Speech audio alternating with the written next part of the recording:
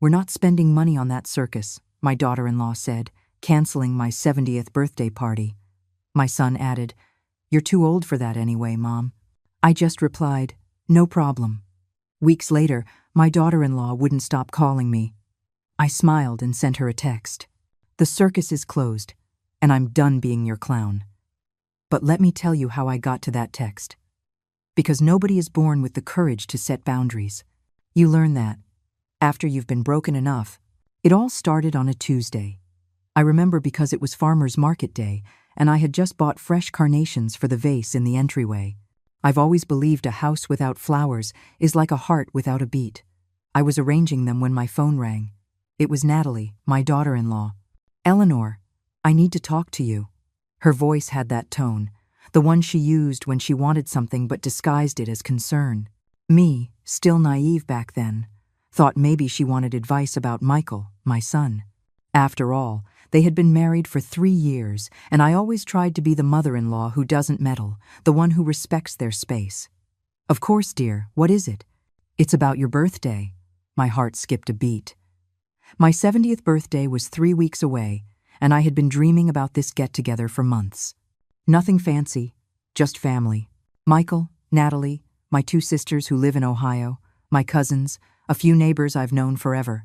I wanted to make my famous brisket, the one my mother taught me to make that takes 2 full days. I wanted to set the table with the embroidered tablecloth I save for special occasions. I wanted to feel, even just for a few hours, that my family was complete. Because, you see, I raised Michael alone since I was 35 years old. His dad, Robert, died of a sudden heart attack while he was cleaning the gutters on the roof. One second he was whistling a Johnny Cash song, the next he was gone. Michael was barely 8 years old. I remember how he clung to my skirt at the funeral, trembling, asking me if his dad was coming back. I worked double shifts at the local alterations shop for 15 years. My hands still have the needle marks, little scars that look like constellations. I sewed prom dresses, wedding suits, school uniforms.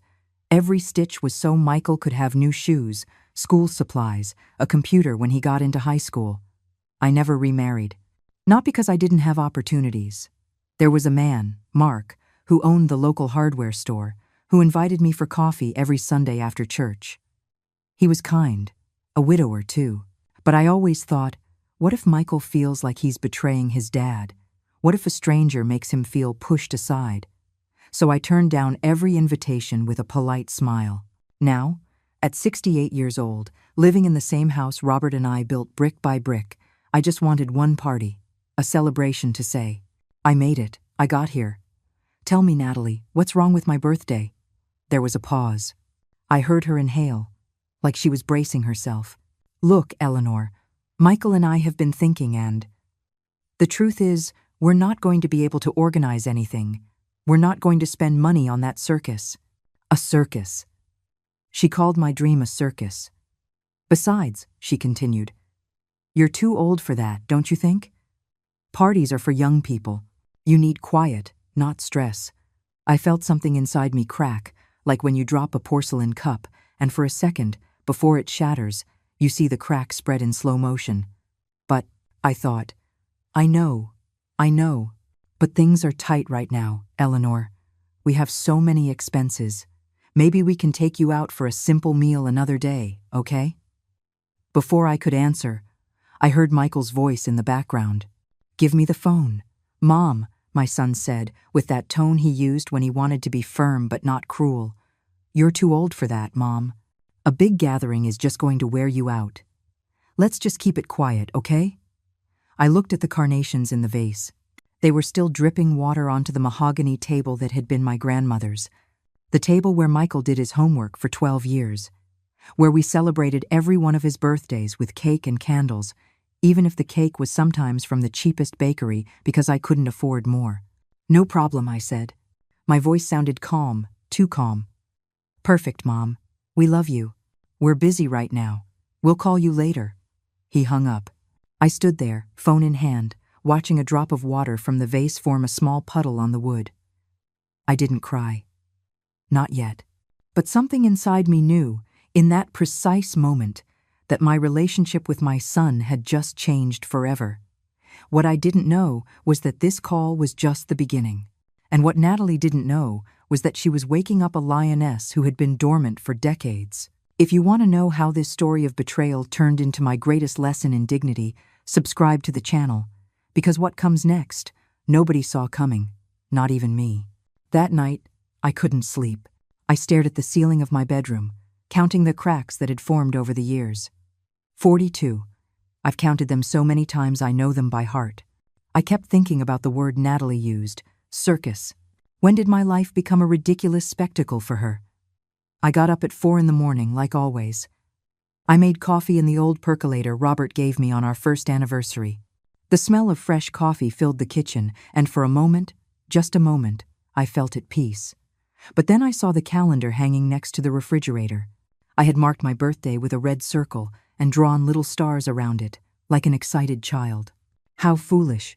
I tore the page off the calendar, crumpled it, and threw it in the trash. But I couldn't help fishing it back out, smoothing the paper with trembling hands, and tucking it into the drawer where I keep old memories. Because that's who I am. I even saved the pain. What hurt most wasn't the canceled party. It was realizing I had been blind for 3 whole years. Let me go back. Let me tell you how Natalie came into our lives. It was in May, 3 years ago. Michael came to the house with that nervous smile he gets when he has something important to say. I was watering the pots on the porch. I've always had plants, geraniums, bougainvillea, a little basil plant I use for soup. Mom, I want you to meet someone. And there she was. Natalie. With her perfectly straight hair, her pale pink nails, her white blouse without a single wrinkle. She smelled like expensive perfume, the kind they sell at the department store in the mall. It's so nice to meet you, Mrs. Johnson. Michael has told me so much about you. Her smile was wide, her teeth perfectly white. She held out her hand, and when I took it, I noticed her skin was soft hands that had never scrubbed floors or washed laundry by hand. Call me Eleanor, dear, I said. We're not formal here. We went inside. Natalie looked at everything with those big, expressive eyes. She stopped in front of the shelf where I keep the family photos. What a lovely family, she said, picking up the picture frame where Robert, Michael, and I were at Myrtle Beach. Michael was 5 and had just lost his first tooth. You look so happy. We were, I replied, and it was true. That first afternoon, Natalie helped me make dinner. I made roast chicken, Michael's favorite. She chopped the tomatoes and onions for the salad, asking me about recipes, about how I met Robert, about my work at the alterations shop. It must be beautiful to create dresses with your own hands, she said. I don't have that talent. I'm a disaster in the kitchen. She laughed, that crystal-clear laugh that made Michael look at her like she was the only woman in the world. After dinner, while we were washing the dishes, Natalie said something that seemed so sweet at the time. Eleanor, I want you to know I'm going to take good care of Michael. And I hope you'll teach me to be as strong as you are. My mom died when I was little, and I always wanted a mother-in-law who could be like a second mother to me. I got emotional. My eyes even watered. I hugged her right there, my hands full of soap suds. You're going to be part of this family, dear, and the doors here are always open. How naive I was. The next few months were a dream. Natalie would visit me every Sunday. She'd bring pastries from that expensive French bakery near her office. She gave me hand creams, embroidered handkerchiefs, chocolates. I saw this and thought of you, Eleanor. When Michael announced they were getting married, I cried tears of joy. My son had finally found someone. Finally, he wouldn't be alone when I was gone. The wedding was simple. I sewed my own dress, a navy blue one with lace appliques.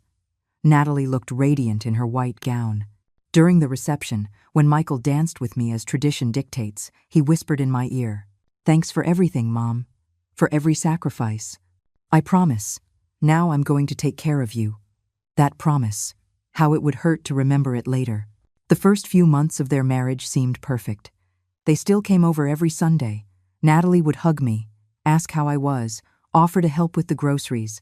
But then I started to notice things. Little things. One Sunday, Natalie was walking through the living room and stopped in front of the wooden bookshelf where I keep the family albums and some of the decorative plates I collect. Oh, Eleanor, you still have all these old things? They were my grandmother's, I replied. They're over 70 years old. Of course, of course. It's just, I don't know. I think the house would look more modern without so much old stuff. Have you ever thought about updating a little? Michael laughed. Natalie has a great eye for design, Mom. Maybe you should listen to her. I didn't say anything, but something in my chest tightened. Another afternoon, we were having coffee. Natalie was looking out the window at the garden. You know, Eleanor, this house is awfully big for just you, isn't it? Well, yes, it feels empty sometimes, I admitted. But it's my home. Michael grew up here. All my memories are here. Of course, of course. I'm just saying, maintaining a house like this must be expensive. The property taxes, the water, the electricity. Have you ever thought about something more practical? A little condo, for example. Natalie, Michael interrupted her. Leave her alone. But I noticed he was looking at the house differently, too. Like he was evaluating it, calculating. The visits started to spread out. They didn't come every Sunday anymore. First, it was every 2 weeks, then once a month. We're just so busy, Mom. My schedule is impossible, Eleanor. You know how it is. I understood, or at least I told myself I did. They're young. They have their own lives. I can't be the suffocating mother-in-law who demands attention. But when I called them, Natalie would answer, rushed. Eleanor, I'm swamped right now. I'll call you back. She never called back. And when they did come, Natalie no longer helped me in the kitchen. She'd sit in the living room, scrolling through her phone, while I made the meal alone. She didn't bring pastries anymore. She didn't ask how I was. One afternoon, while I was serving the chili I'd been cooking since morning, I overheard a conversation I wasn't supposed to hear. They were on the patio. They thought I was in the kitchen, but I had walked over to close the window because it was getting breezy. Seriously, Michael, your mom should sell this house. Look at it, it's falling apart, and the land must be worth a fortune with the way this neighborhood is going. Natalie, I already told you. No, you don't get it. We need the down payment for the condo, and she's here, all alone, holding on to this mansion. It doesn't make sense. Talk to her. She'll understand. It's not that easy. Of course it's easy. Tell her it's for her own good. That a smaller place is safer for an older person. You'll see, she'll agree. My hand was trembling as I held the chili ladle. I closed the window harder than I needed to. When I returned to the table, I smiled as if nothing was wrong. But that night, lying in my bed, I understood something I had been denying for months. Natalie never saw me as family. She saw me as a resource. And my son, the boy I raised alone, the one who swore to take care of me, was letting it happen. But I hadn't seen anything yet. The mask was just beginning to slip. And when it finally fell off completely, I would realize I had been living with a stranger. Exactly 9 days passed since the call where they canceled my birthday. 9 days in which I heard nothing from them. Not a call, not a text, nothing. I continued my routine. I got up, made my coffee, watered my plants, watched my afternoon soaps. But there was something different about me, a kind of constant alert. Like when you know it's going to rain, but the sky is still clear. On the 10th day, Michael called.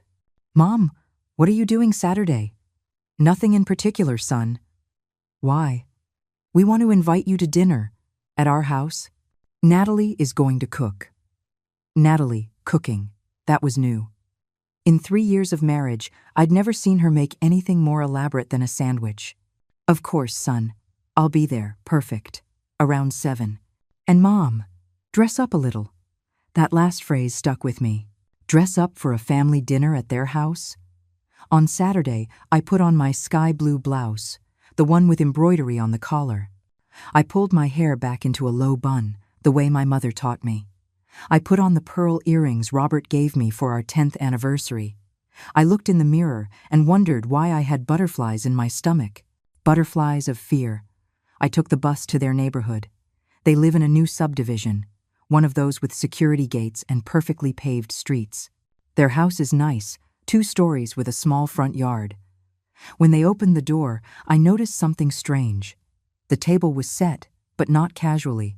There was a tablecloth I didn't recognize, Wine glasses, napkins folded into flowers, and only 3 places. "Mom, come in.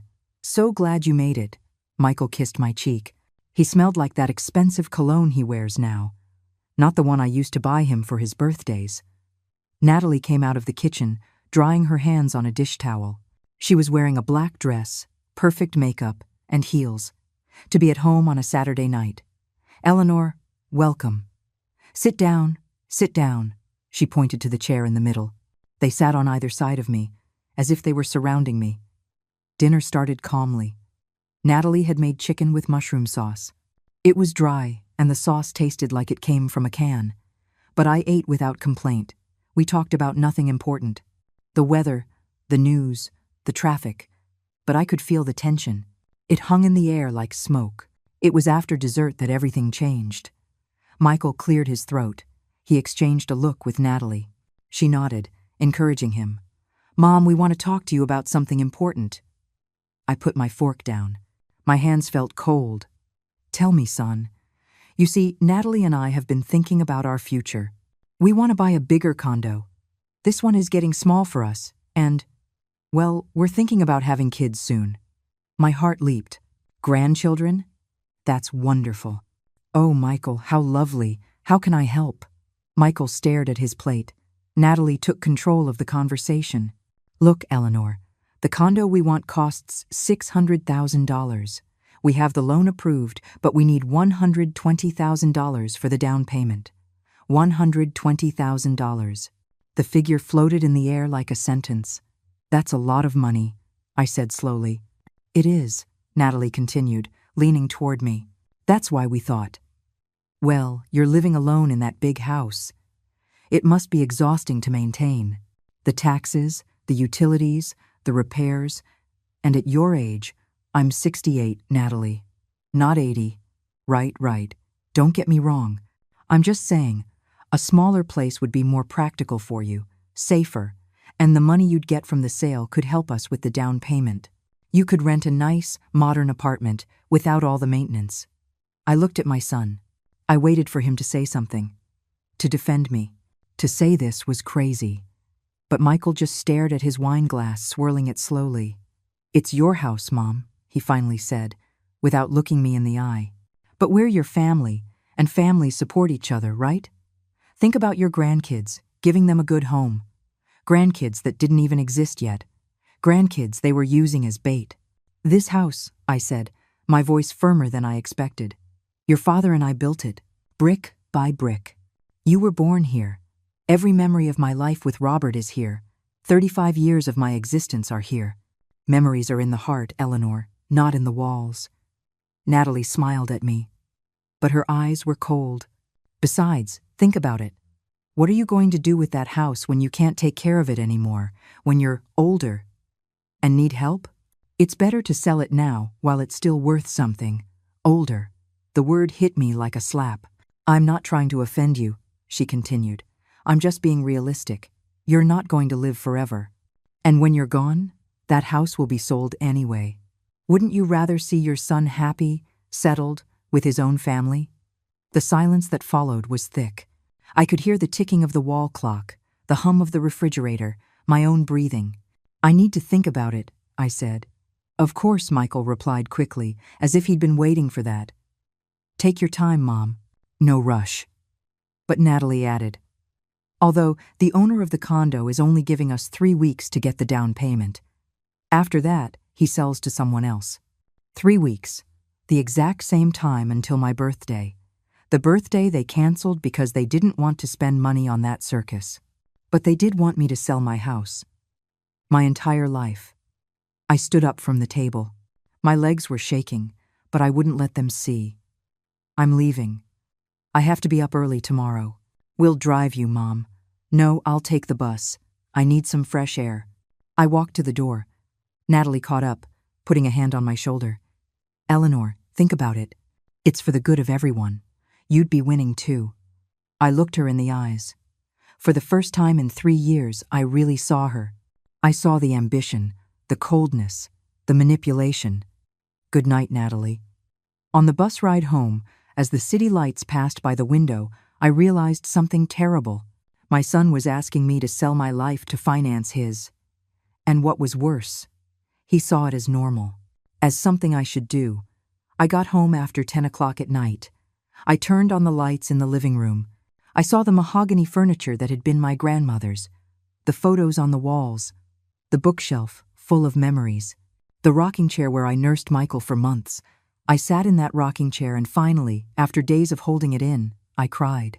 I cried for my naivete in believing Natalie cared for me. I cried for my son, who had become a stranger. I cried for the sacrifices I made that now seemed worthless. But among the tears, something else was growing. A rage, small, still, but real. Because I had given everything, absolutely everything, and now they wanted the only thing I had left. My phone buzzed. A text from Natalie. Eleanor, I hope we didn't make you uncomfortable. We just want what's best for everyone. Think about it with love. Kisses. Kisses. I closed my eyes. I took a deep breath. And for the first time in my life I thought, enough.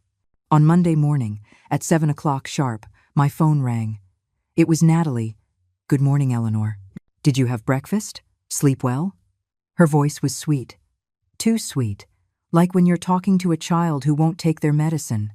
Good morning, Natalie. Yes, thank you. Oh, good. Hey, have you thought about what we talked about on Saturday? Barely 36 hours had passed. I'm still thinking about it, dear. It's a big decision. Of course, of course. It's just that, time is ticking. We don't want to lose this opportunity. The condo is a gem. It has a view of a beautiful park. Imagine your grandkids playing there. Again with the imaginary grandkids. Yes, it sounds nice. So, do you think you'll have an answer by the weekend? That way we can start moving on everything quickly. Natalie, it's only been 2 days. I know, Eleanor. Sorry if I'm being pushy. It's just that I'm so excited. Michael and I have been dreaming about this for months. You understand, right? She hung up before I could answer. On Tuesday, she called at 8 in the morning. On Wednesday, at 7:30.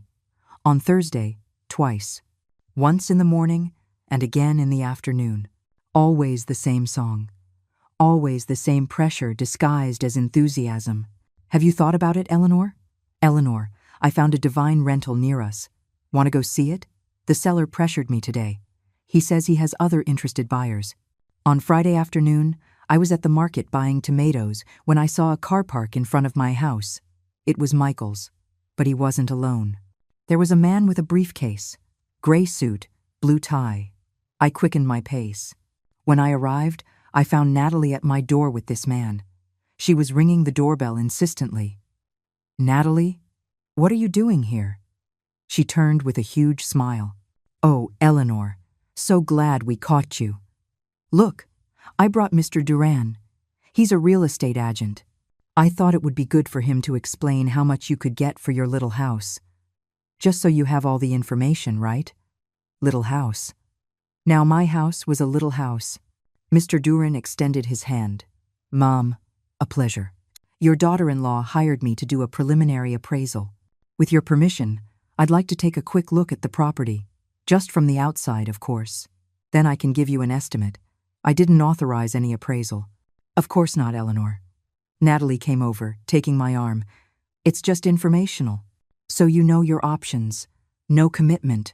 I looked at Mr. Duran, then at Natalie. Her eyes were shining with something that wasn't love. It was something else. Hunger. No, thank you.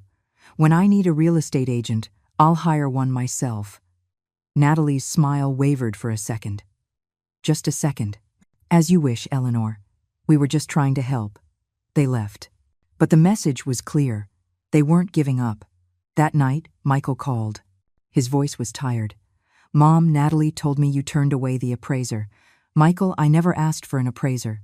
I know, but you're making this harder than it needs to be. Harder for who, son? Silence. For everyone. Mom.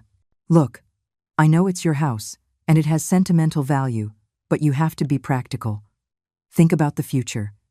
Your old age. Who's going to take care of you when you can't manage on your own? And selling my house will make you want to take care of me? That's not it. It's just. Natalie is really stressed. The doctor says the stress could affect. Well, we think we might be expecting. It's not certain yet, but there it was. The final bait. A baby. Maybe. Perhaps. Possibly. Son, if Natalie is pregnant, I'm very happy for you. But that doesn't change my situation. Your situation? His voice rose. Mom, we are your situation. We are your family. If you really loved us, you would help us. But it seems like you care more about that house than your own son. Those words cut me like knives. Michael, forget it. I thought I could count on you. I thought after everything I did for you, you'd do this for me. But I was wrong. Everything I did for you? Michael, I raised you alone. I worked double shifts for 15 years. Yes, Mom, I know. You've reminded me 1,000 times. I sacrificed my life for you. I worked so hard for you. But I never asked for any of that. You decided to have me. You decided not to get remarried.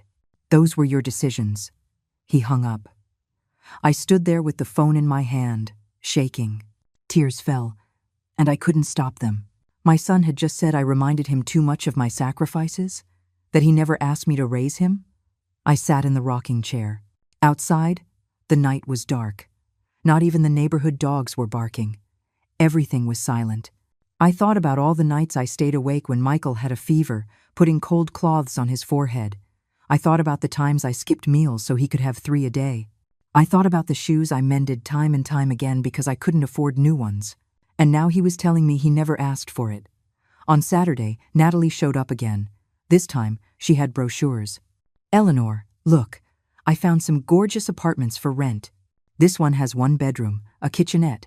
It's on the 1st floor, so you won't have to climb stairs. And it's only $1,800 a month.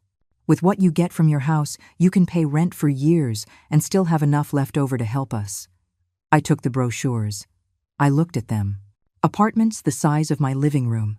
Cold, white walls. No garden, no history. Natalie, I need more time.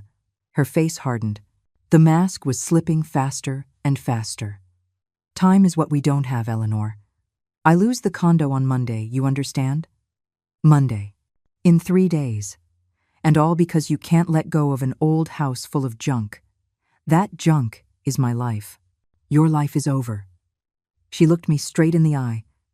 I'm sorry if that sounds harsh, but it's the truth. Your husband died over 30 years ago. Michael grew up and has his own family now.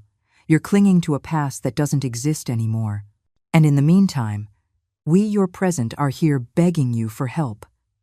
Begging, I repeated the word. Is that what you're doing? Begging? What else do you want us to do?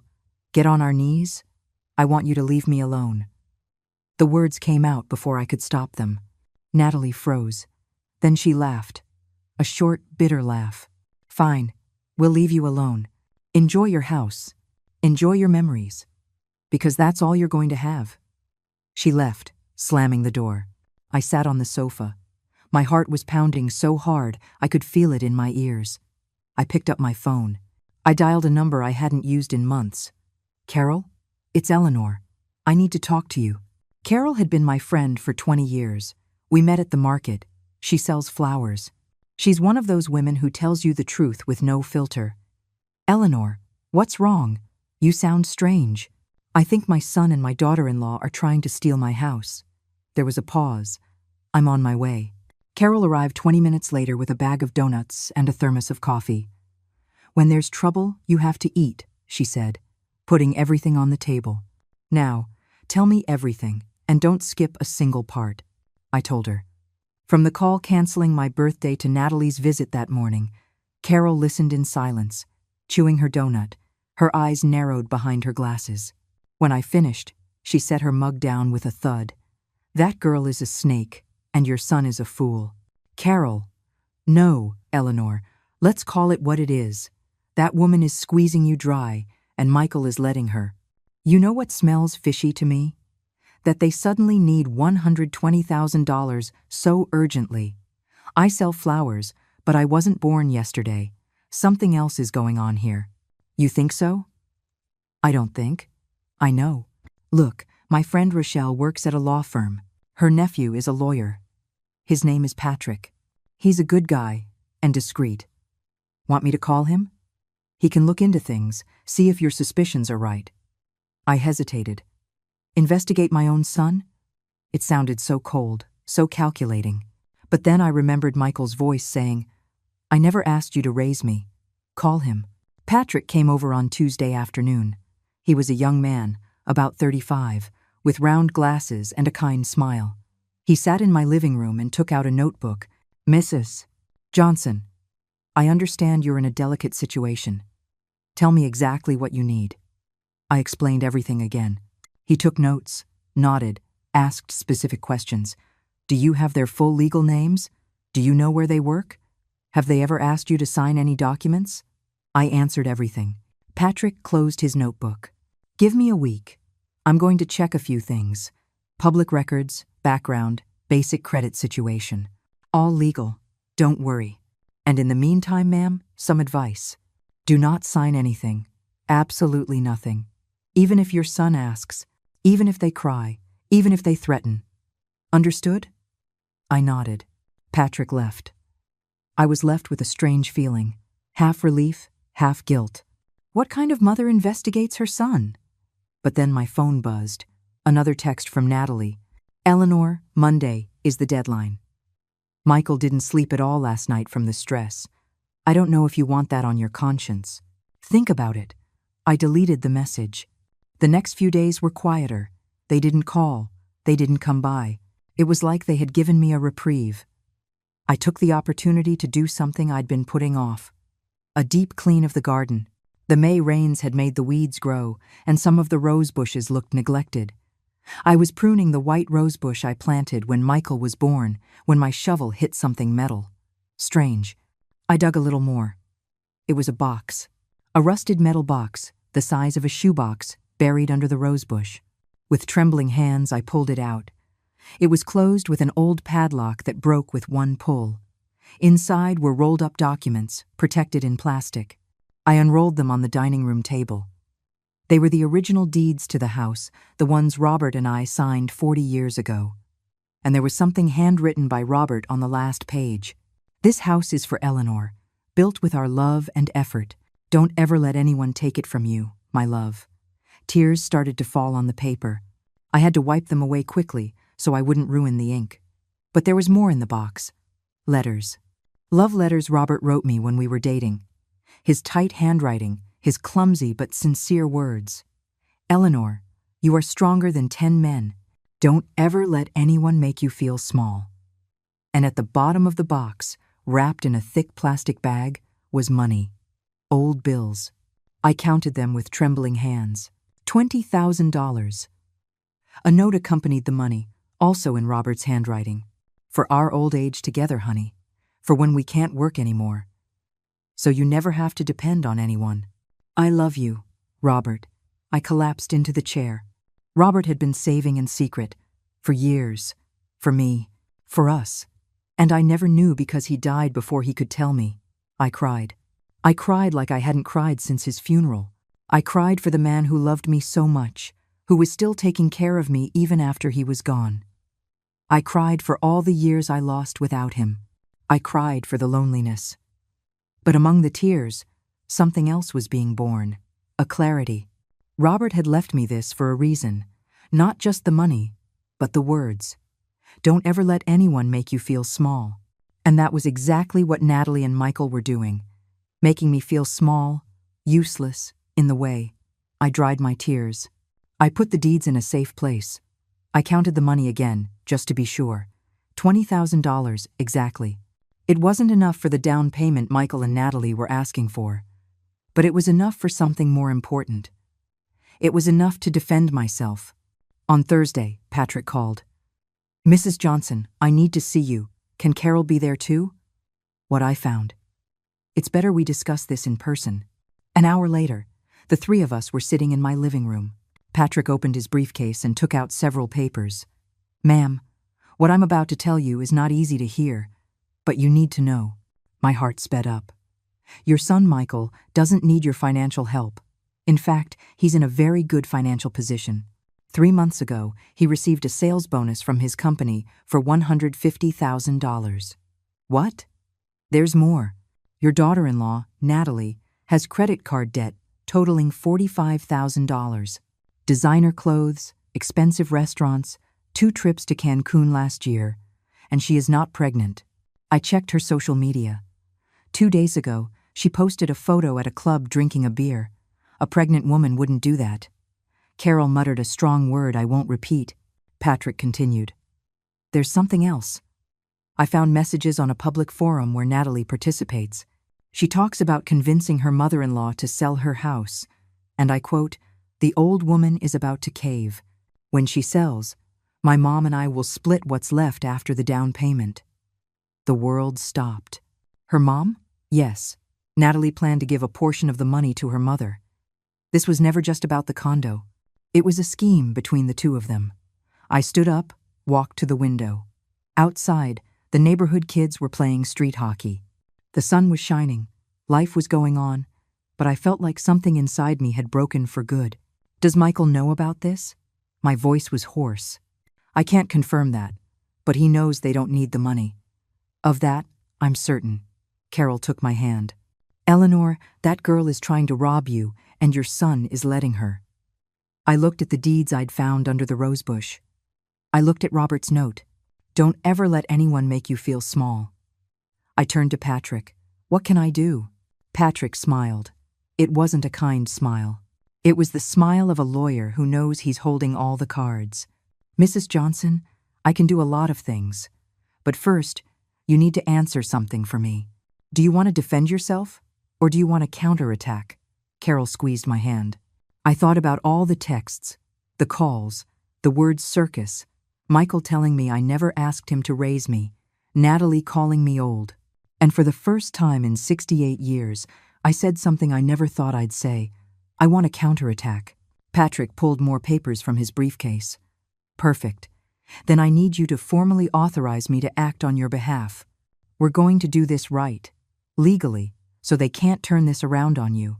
I signed the documents he put in front of me. My hand was shaking, but the signature was clear.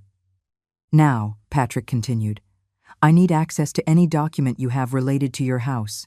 Deeds, tax receipts, utility bills. I also need to know if they've ever asked you to sign anything, even if it seemed unimportant. Just the deeds I found buried, and I've never signed anything for them. Good.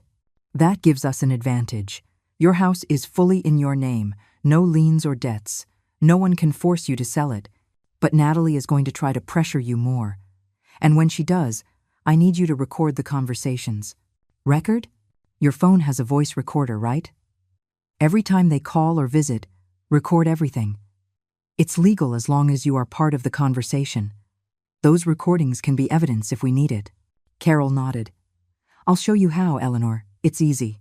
In the meantime, Patrick said, I'm going to dig deeper. I want to know exactly how much money they have, what else they're hiding, and if there's more to this. Do I have your authorization? Yes. I want to know the whole truth. Patrick left. Carol stayed with me, teaching me how to use the phone's recorder, making me practice until I got it right. Eleanor, one more thing, she said before she left. You have to be strong. When you find out everything, it's going to hurt a lot. But remember, you didn't cause this. They chose to treat you this way. I barely slept that night. Every time I closed my eyes, I saw Michael's face as a child. When he'd wake me up in the middle of the night to say he had a nightmare, I'd hold him. I'd sing to him softly until he fell back asleep. When did that boy turn into this man? On Friday morning, as expected, Natalie called. I activated the recorder. Eleanor, good morning. Look, I know we've been pressuring you, and I apologize. But we're really desperate. We lose the condo on Monday, and, well, Michael is devastated. He says you don't love him anymore. He says that? Yes. He cried last night. Eleanor, your son cried because of you. He says that after everything he's done, you're rejecting him when he needs you most. The words were perfect. The tone, dramatic. But I already knew the truth. Natalie, are you pregnant? There was a pause. Very brief, but I caught it. Well, it's not certain yet, but I have symptoms. That's why we need the bigger condo. For the baby. A lie. It was all a lie. And does Michael really need my help? Does he not have money saved? Another pause. Eleanor, you know how things are. Everything is so expensive. Of course Michael works hard, but it's not enough. That's why we need you. Because a mother always supports her children, right? Let me think about it this weekend. I'll give you a final answer on Monday. Monday? But, Eleanor? Monday, Natalie. That's my final word. I hung up. I saved the recording with the date and time. On Saturday, Patrick showed up again. He was carrying a thick folder. Mrs. Johnson, I found everything. And it's worse than I thought. He sat across from me. He opened the folder. Michael didn't just get that $150,000 bonus. He also has another $30,000 in an investment account. He only needs to come up with another. $35,000 for the down payment. He could easily get a bridge loan from the bank. He doesn't need to sell your house. Then why? Because it's easier to get the money from you than for them to go into debt. And there's something more serious. Patrick pulled out printouts of phone screens. I managed to access public conversations between Natalie and her mother on social media. Look at this. I read. And with every word, I felt my heart shrink. Mother, did you convince the old woman yet? Remember, we need that cash for the business. Natalie. Almost. She's closer than I thought, but she's caving. Mother. I slipped in the baby story. Ha, you're the best. When you get the money, pass me my cut. $25,000 like we agreed. Natalie, deal. Even though the old woman gets on my nerves, all day with her memories and her old photos. I'm sick of her. Mother, just hang in there. Once she sells, you won't have to see her as much. The letters blurred. I was crying without realizing it. Keep reading, Patrick said softly. Natalie, does Michael still not know about your cut? Mother, better that way. Men just complicate things. Natalie, true. I've already brainwashed him anyway. Now he also thinks his mom should sell. It was easier than I thought. Carol, who had arrived while I was reading, put her arm around me. I couldn't stop shaking. There's more, Patrick said. Natalie's debts are from a failed business attempt. She and her mother wanted to open a boutique. They took out loans, bought expensive inventory, but never sold anything. Now they're drowning in debt. Her mother lost her house last year. That's why she's renting. And they want me to lose mine to save them. Exactly. The condo they want to buy does exist. But the rush is a lie. It's still available. The seller has no other buyers. I verified that too. I wiped my tears with the back of my hand. And Michael? Does he know all this? I can't prove that completely. But I found this. He showed me another message. This one was between Michael and Natalie. Michael, my mom is hesitating. Maybe we should try something else. Natalie, no. We've invested too much time in this. Your mom is stubborn, but she'll break. She just needs more pressure. Let me handle this. Michael, I don't know, Nat. I feel bad about this. Natalie, you feel bad about asking your mom for help? Seriously? She's lived in that house her whole life. She's had her turn. Now it's our turn. Stop being so soft. I closed my eyes. My son knew. Maybe he didn't know about the scheme with her mother. Maybe he didn't know about the $25,000. But he knew they were pressuring me unfairly. And he was allowing it. Mrs. Johnson, Patrick said, with this evidence, we can do several things. We can report them for attempted elder fraud. We can request a restraining order. We can. No. They both looked at me, surprised. I don't want to put them in jail. I don't want lawsuits. I want something better. What do you want? I dried my last tears. Inside me, something had changed. The pain was turning into something else, determination. I want them to feel what I felt. I want them to understand what they tried to do to me. I want justice, but not from a judge. I want life to charge them. Carol smiled. That's my Eleanor. Patrick nodded slowly. I understand. Do you have a plan in mind? Not yet, but on Monday, I'm giving them my answer. And it's going to be an answer they never forget. That night, I took the metal box out again. I read all of Robert's letters. When I got to the last one, I found one I hadn't seen before. It was stuck to the bottom of the box. My dearest Eleanor, if you're reading this, it means I'm gone. I want you to know you were the best part of my life. But I also want you to know something important. You are a lioness, not a pet. Don't let anyone, not even our son, make you feel like you are worth any less than you are. You are strong, stronger than me, stronger than the world. Never forget it. I love you forever. Robert. I folded the letter carefully. I won't forget, my love, I whispered. I promise you. On Sunday, I spent all day thinking, planning, preparing, because Monday wasn't going to be just any day. On Monday, the circus was finally going to close. Monday dawned with a gray sky. The kind of sky that threatens rain but never lets the drops fall. I woke up early, as always. Made my coffee. Watered the plants. I put on my wine-colored blouse, the one Robert said made me look elegant. I put my hair up. I put on a peach-colored lipstick I rarely use. If I was going to face them, I was going to look good doing it. At 10 in the morning, Natalie called. Eleanor, good morning. So, have you thought about it? Yes, Natalie, I have. Oh, wonderful. And? I need to talk to both of you, Michael and you, in person. Perfect.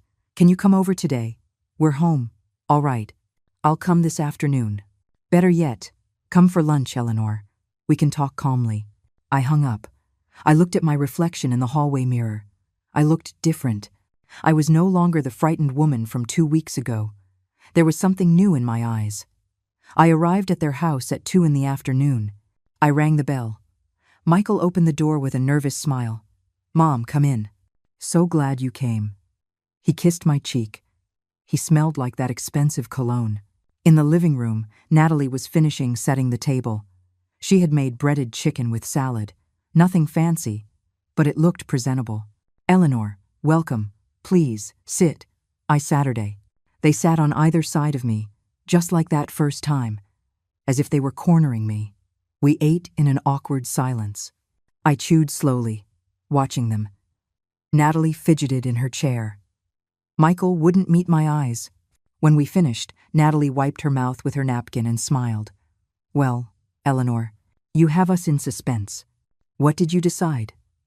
Before I answer, I want to ask you something. Anything, Michael said quickly. Do you love me? They looked at each other, confused. Of course, Mom. Why would you ask that? Because I need to understand. I need to understand how someone who loves me asks me to sell the only thing I have. How someone who loves me cancels my birthday, calling it a circus. How someone who loves me calls me old and tells me my life is over. Natalie turned pale. Eleanor, I never. Yes, you did, Natalie. You said it. And Michael, you told me I never asked you to raise me. That those were my decisions. Mom, I was upset. And that justifies it? Anger justifies cruelty? The silence was heavy. Look, I continued. I came to give you my answer.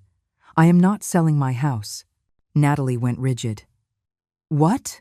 I am not selling my house. It is my home. It's where my life is, my memories, my history, and no one, not even you, is going to force me to leave it. Michael ran a hand through his hair. Mom, but we were counting on that. We already made plans. Plans based on my sacrifice. Again, always my sacrifice. Natalie shot up from her chair. There was no sweetness in her face now. You know what, Eleanor? You're right. Your house, your life, your decision. But don't ever ask us to take you to the doctor again. Don't ever ask us to keep you company. Don't wait for us on Sundays, because we're not coming. Natalie. Michael tried to stop her. No, Michael. I'm tired. Your mother is selfish. She only thinks about herself. We ask her for help one time, and she rejects us. Fine. Let her stay alone with her old house and her old junk. I stood up, too. I wasn't shaking anymore. There were no more tears. Selfish? I'm selfish? I worked double shifts for 15 years so my son could have everything. I gave up my life, my chance to love again, my own dreams. And now that I'm 68 and I'm just asking to be left in peace with the little I have, I'm selfish? That was your decision, Natalie snapped. No one forced you. You're right. It was my decision. And now my decision is to tell you no. And if that makes me selfish, fine. I'd rather be selfish than stupid. I walked to the door. Michael caught up with me. Mom, wait. Don't go like this. We can talk about it. I looked at him. Really looked at him. And I saw a man I no longer recognized. There's nothing to talk about, son. You made your decision. And I've made mine. Mom, you'll regret this. Those words stopped me cold. I turned. Are you threatening me? It's not a threat. It's a reality. When you need help, when you're sick, when you're alone, we won't be there. Something inside me broke for good. Not with sadness, with liberation. Then I guess I'm already alone. Because a son who threatens me, a son who only wants me for my house, that son doesn't exist for me anymore. I left. I didn't run. I walked with my back straight, my head held high. But as soon as I turned the corner, I had to stop. I leaned against a wall, breathing deeply. I had done it. I had told them no. And it hurt. God, how it hurt. But it also felt good.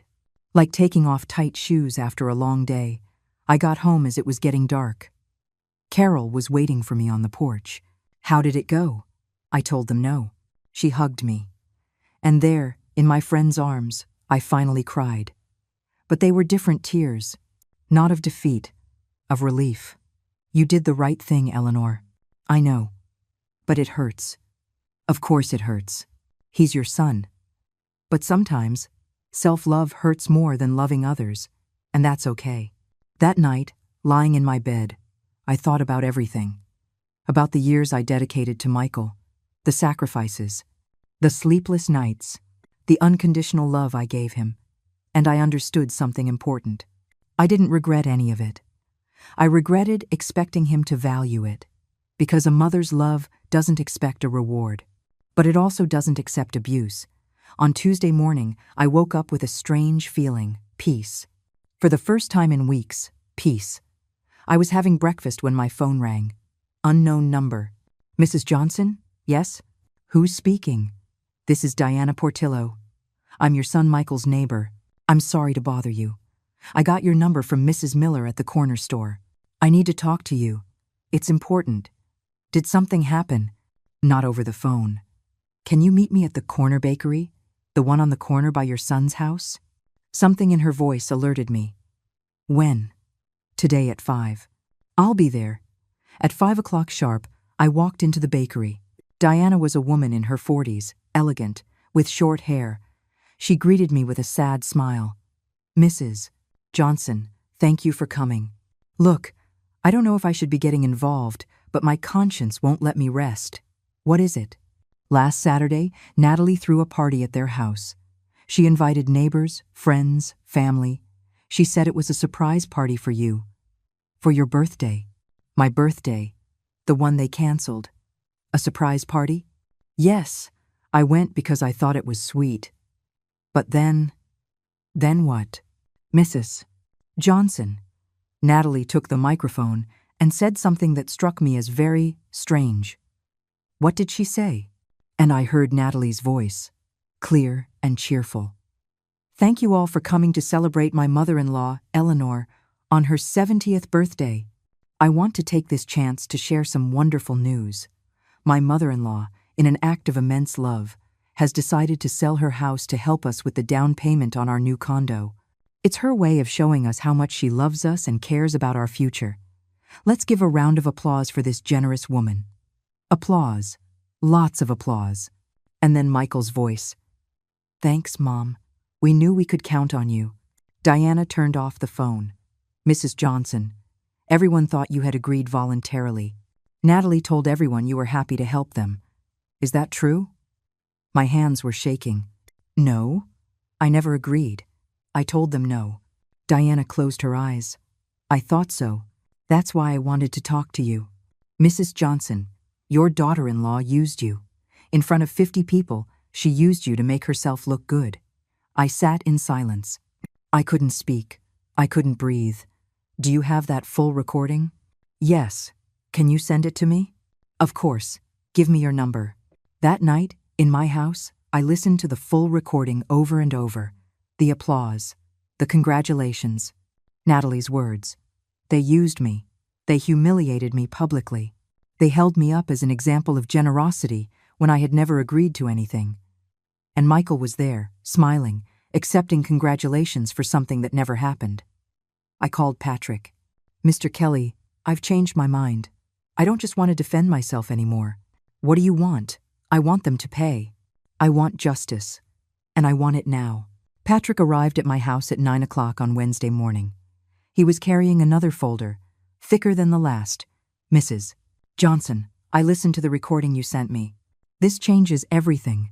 What they did is defamation and misuse of your likeness. But I have a better idea than a lawsuit. What? We're going to give them exactly what they want. Or at least, we're going to make them think we are.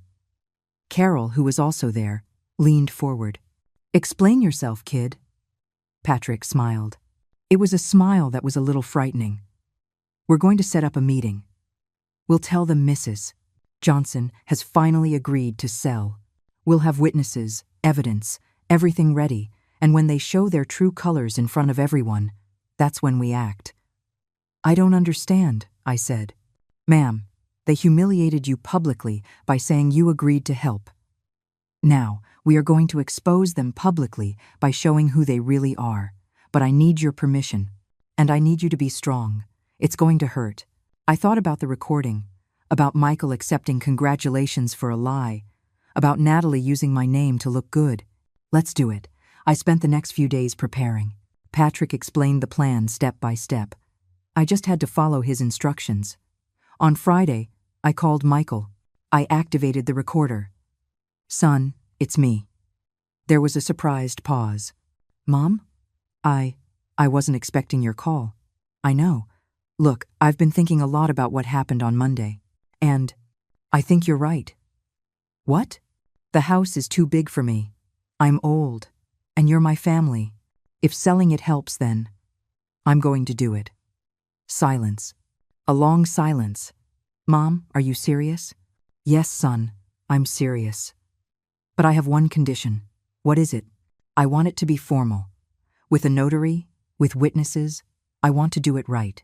And I want you and Natalie to come to my house on Saturday at 4 o'clock in the afternoon. We'll sign everything then. Mom, thank you. Thank you. I knew you'd understand. I love you. Those words, I love you, sounded so empty now. I'll see you on Saturday, son.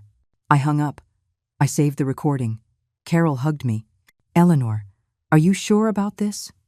More sure than I've ever been. Saturday dawned sunny. Ironic. The important days of my life had always been cloudy or rainy. But this day, the day it would all end, the sun was shining. Patrick arrived at 2 o'clock with 2 other people, a notary public named Mr. Estrada and a woman he introduced as his legal assistant, Monica. Mrs. Johnson, Mr. Estrada is completely trustworthy. Monica is going to film everything.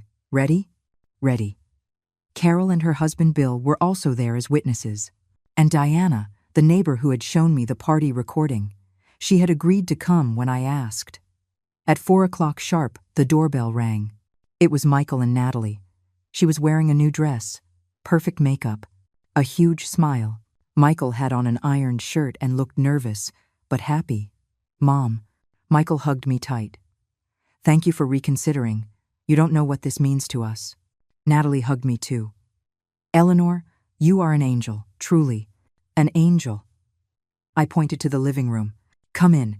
We need to make this formal. When they walked in and saw all the people, Natalie stopped short. Who are they? Mr. Estrada is a notary public. Patrick is my lawyer. Carol and Bill are witnesses. And Diana.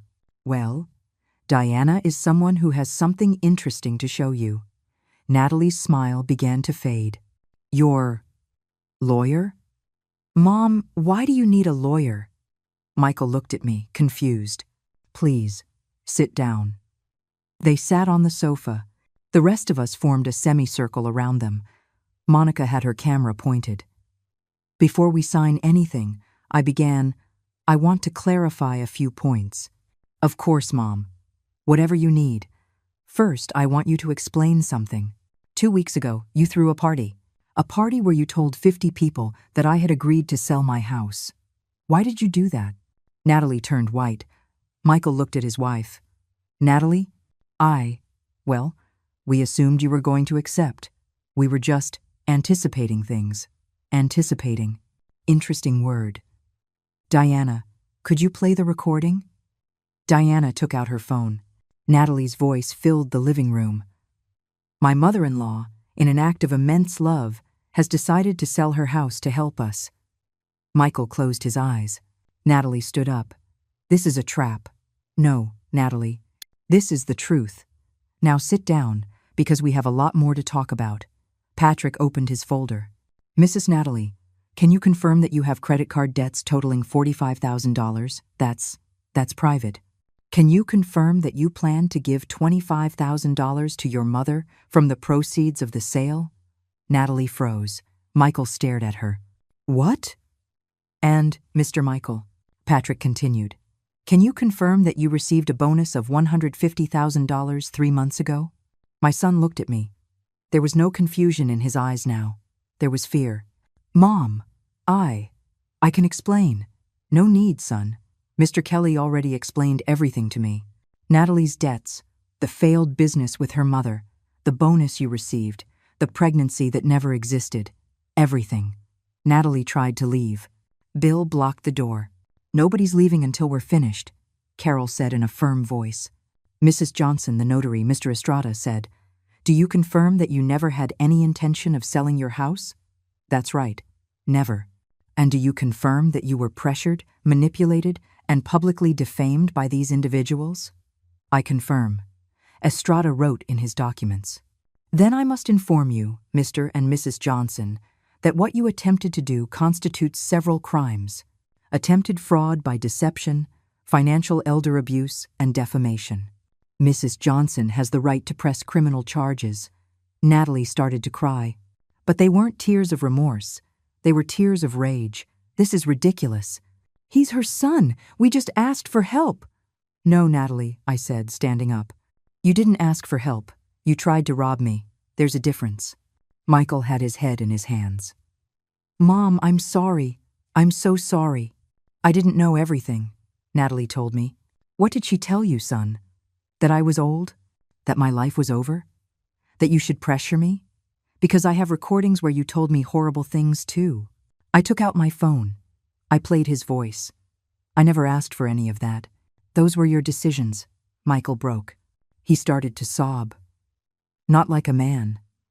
Like a child. Forgive me, Mom, please. Patrick cleared his throat. Mrs. Johnson, do you wish to proceed legally? Everyone was looking at me. Natalie with hatred. Michael with desperation. Carol with pride. Diana with curiosity. I thought of Robert, of his letters, of his words. You are a lioness. I'm not going to put my son in jail, I said finally, but I am setting conditions. What conditions? Michael asked in a hoarse voice. 1. I don't want to see either of you for 1 full year. 0 contact, 0 calls, 0 visits. Mom, 2. You will both post a public apology on social media, admitting you lied about my so-called agreement to sell the house, admitting you pressured me unfairly. Natalie stood up again. Never. 3, I continued, not looking at her. Michael will go to therapy, individual therapy, to understand why he allowed his wife to treat me this way. I accept, Michael said immediately. And 4, if you ever approach me again with intentions of manipulating or hurting me, Patrick will proceed with all possible legal charges, and this time there will be no mercy. The notary wrote everything down. Do you accept these terms? Michael nodded. I accept everything, Mom. Everything. Natalie crossed her arms. This is abuse. No, Natalie, I said, looking her straight in the eye. Abuse is what you did to me. This is justice. And if you don't accept, my lawyer proceeds with the criminal complaint right now. Patrick held up some papers. They're all ready. Just need your signature, Mrs. Johnson. Natalie gritted her teeth. I accept.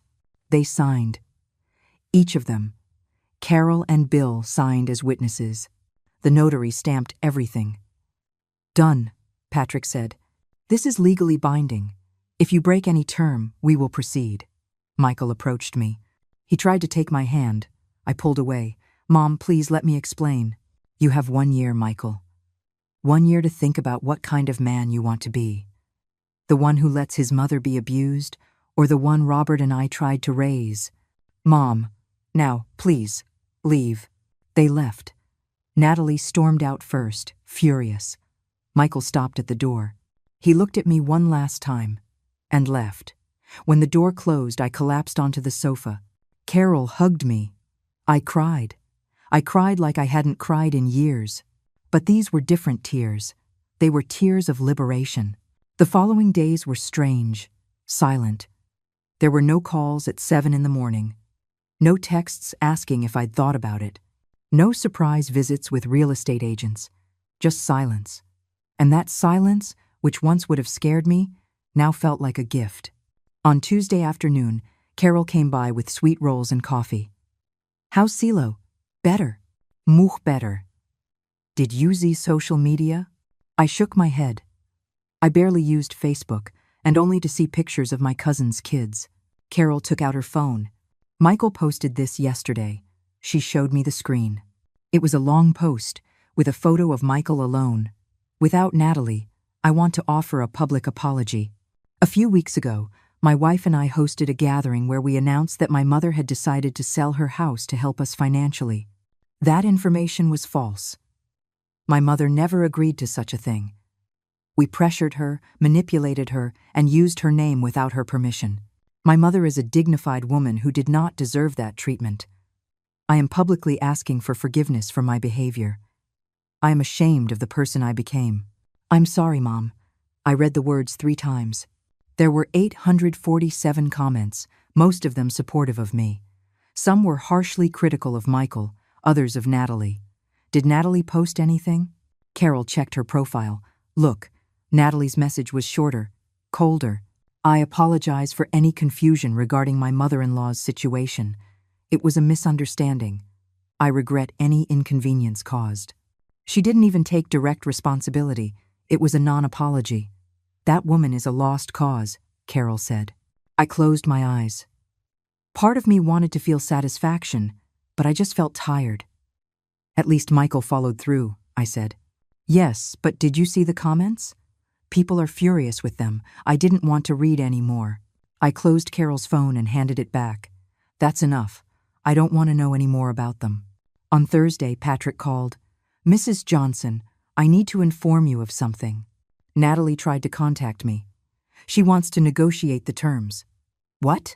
She says a year of no contact is too much, that it's inhumane, that you are being cruel, I laughed. I couldn't help it. A bitter laugh. What did you tell her? I told her the terms are non-negotiable and that if she insists, we will proceed with the charges. She backed down after that. Thank you, Mr. Kelly. You're welcome. Oh, and one more thing. Your son is going to therapy. I verified it with the therapist I recommended. He has attended 3 sessions already. That surprised me. Michael was following through.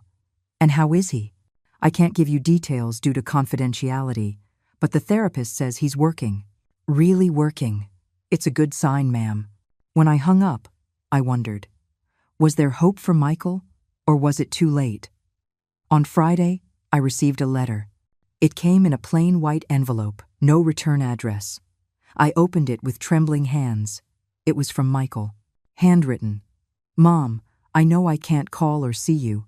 I understand and respect that. But I need to write this, even if you don't respond. I've been in therapy, as promised. The doctor made me see things I didn't want to see. He made me face the truth. That I became someone you didn't raise. Someone weak. Someone who allowed the person who sacrificed the most for him to be abused. Natalie and I are getting divorced. It was my decision. When the therapist asked me what was more important, my marriage or my integrity, I couldn't answer. And that's when I understood I had lost my integrity a long time ago. I'm not writing this for you to forgive me. I don't deserve your forgiveness yet. I'm writing so you know I'm trying to be better. To be the son Dad would have wanted me to be. The son you deserve. I love you, Mom. And I'm sorry I forgot that while I was chasing things that didn't matter. Michael. The tears fell onto the paper, blurring some of the words. I read it 4 more times. Carol was right. It hurt. It hurt so much. But there was something else, too. A small sprout of hope, fragile, trembling. But it was there. I put the letter in the metal box, next to Robert's. The months passed. September, October, November. I used some of the money Robert had saved to remodel the bathroom, which had needed repairs for years. I hired a young man from the neighborhood, Tony, my neighbor's son.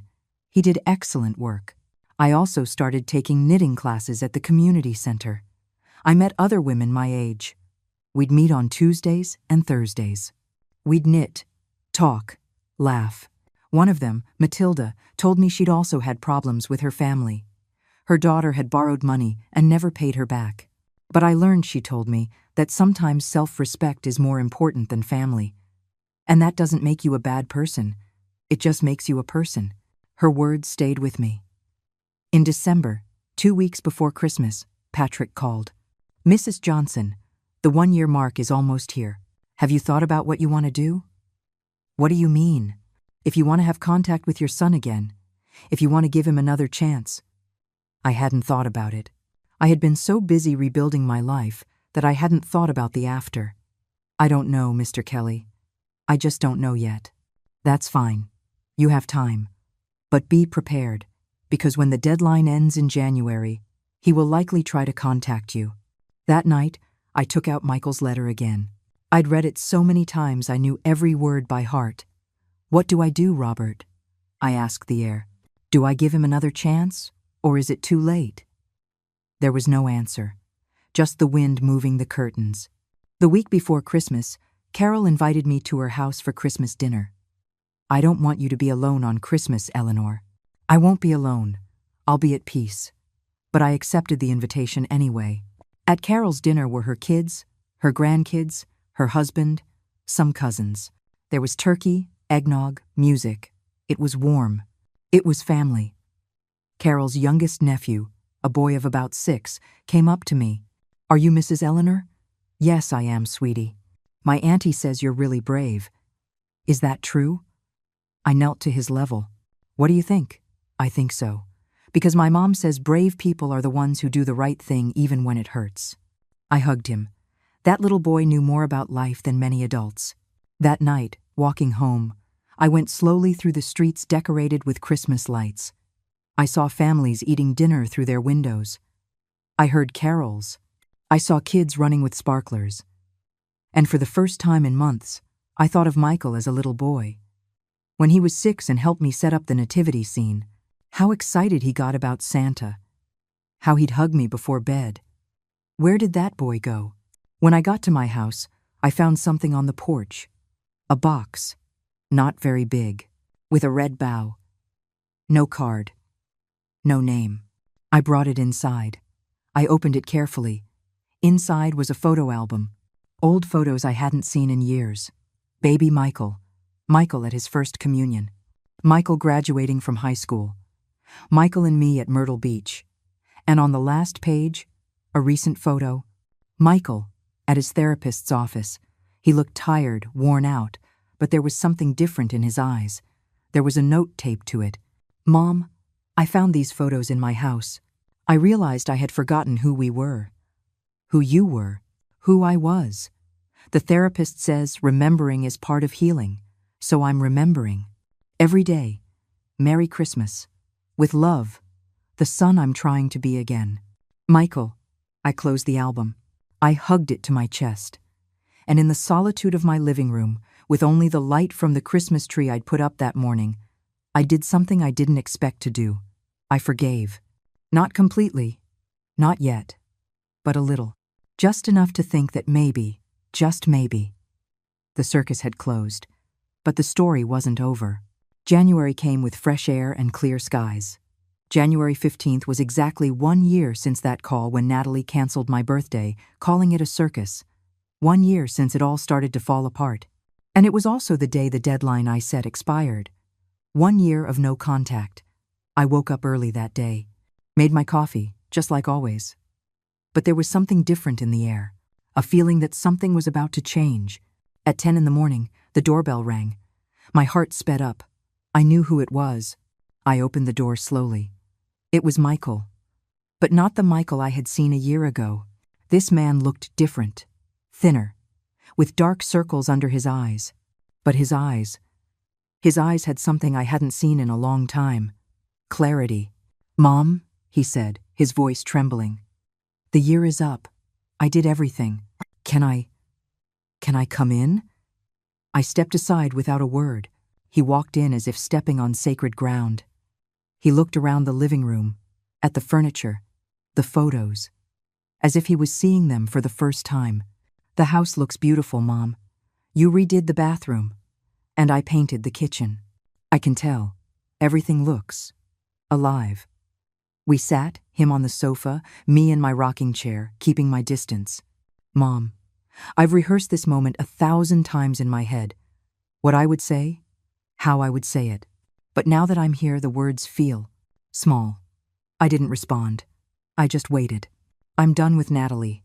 We've been divorced for 4 months. She never agreed to go to therapy." I kept going. "I've been in therapy for a full year, Mom. 2 sessions a week." "I know," Patrick kept me informed. "You knew?" "Yes. He verified that you were complying." Michael nodded. "The therapist helped me see a lot. He helped me understand that I was so afraid of being alone after Dad died that when I found Natalie, I just clung to her. And in clinging, I lost something more important. I lost you." Tears started rolling down his cheeks. He didn't wipe them away. He helped me see that I treated you like a resource, not a person. That I allowed you to be humiliated because it was convenient for me. That I used your unconditional love as a weapon against you. And that I said unforgivable things. "I never asked you to raise me." I repeated his words. "That's what hurt the most, Michael." "I know, and it's what I'm most ashamed of. Because every time I look at those photos I gave you for Christmas, I see your sacrifice in every picture. I see you working, tired, but always smiling at me. And I understand that every day of my life was possible because of your decision to love me." He broke. He cried like I hadn't seen him cry since he was a little boy. "Forgive me, Mom, please. I don't expect you to forgive me now, or tomorrow, or soon. But just give me a chance to show you I can be better. That I can be the son Dad would have wanted me to be." I got up from the rocking chair. I walked over to him. I sat down next to him. "Michael, I'm going to tell you something you need to hear. I'm not going to lie and say everything is fine. Because it's not. You hurt me. Deeply. You let me be humiliated. You made me feel like my entire life was worthless." He sobbed harder. "But I'm also going to tell you something else. You are my son. And even though you hurt me, even though you broke my heart, I am still your mother. And mothers don't abandon, even when their children abandon them." I hugged him. And in that hug, there was pain. But there was something else, too. A possible future. "This doesn't mean everything goes back to the way it was," I said. "Because before was broken. We have to build something new. Something healthier. Whatever it takes, Mom. Whatever you need. You're going to keep going to therapy. I already have an appointment for the day after tomorrow. You're going to respect my boundaries. If I say no to something, it's no. No pressure. No manipulation. I promise. And we're going to take things slow. Very slow. 1 visit a week. 1 phone call every 3 days. Nothing more. Until I can trust you again. I accept everything, Mom." We sat in silence for a moment. A different kind of silence. Not tense. Peaceful. "Are you hungry?" I asked. He smiled. A small, genuine smile. "Always. I'll make something. But you're going to help me in the kitchen. Like when you were a kid." We cooked together for the first time in years. I made grilled cheese sandwiches with the good cheddar Carol had brought me. Michael chopped tomatoes, clumsily, as if he'd forgotten how. "Remember when I taught you how to do this?" I asked. I was, like 7. I cut my finger. You cried like your hand had been amputated. We laughed. A quiet, careful laugh, but a laugh nonetheless. We ate at the dining room table. The same table where he did his homework for years. The same table where the three of us ate dinner when Robert was alive. Mom, can I ask you something? Go ahead. Why didn't you press charges? You had all the proof. You could have sent me to jail. Why didn't you? I took a deep breath. Because you're my son, and because I wanted you to learn, not be destroyed. Prison would have made you a victim. This made you responsible. There's a difference. Michael looked down. I don't deserve your mercy. Nobody deserves mercy. That's why it's called mercy. He stayed until 3 o'clock in the afternoon. We talked about a lot of things. His job, his divorce, his therapy, his plans for the future. When he left, he hugged me at the door. Thank you for giving me another chance, Mom. Don't waste it, son. I won't. I swear on Dad's memory. I watched him walk to his car. Before he got in, he turned and waved. I waved back. I closed the door. I leaned against it. The tears came, but they weren't sad. They were for something I hadn't felt in a long time. Hope. The months went on. Michael kept his word. He came over every Saturday for lunch. He called on Tuesdays and Thursdays. He never asked for money. He never pressured me for anything. In March, he bought me a new rose bush for the garden. A yellow one, to replace the one that died last year, he said. We planted it together, digging in the dirt just as I had with Robert all those years ago. In April, for my 71st birthday, Michael organized a dinner. Small, just the two of us.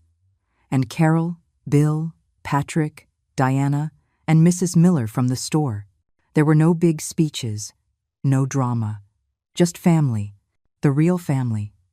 Michael gave me a simple gift, a picture frame with a new photo, the two of us in the garden, planting the yellow rose bush.